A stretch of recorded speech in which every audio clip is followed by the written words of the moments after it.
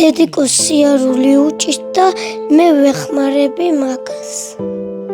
ფეხები აწუხებს და აქანა ხერხემანი. სულ ძალიან ტკივა ხოლმე. არ აქვს წამლების ფული. დედა ჩემი როტირის ხოლმე ვეფერები. სახს ვალაგებ ხოლმე ჭურჭელს რაცხევ ხოლმე. ახლა დედას არ აქვს საშუალება რომ გაიკეთოს ოპერაცია და მაგისტრის ჭირდება დახმარება. ყველა ხალხს თხოვრო დედა გადამერჩინოთ.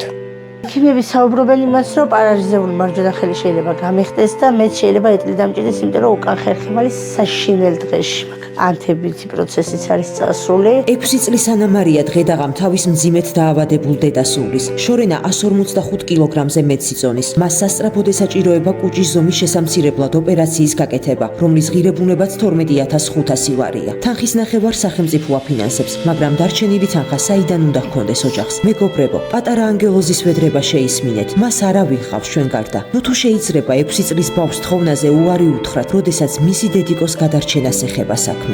გადარიცხეთ ნებისმიერი თანხა ჩერნოვეცკის ფონდის ოფიციალური საიტის მეშვეობით.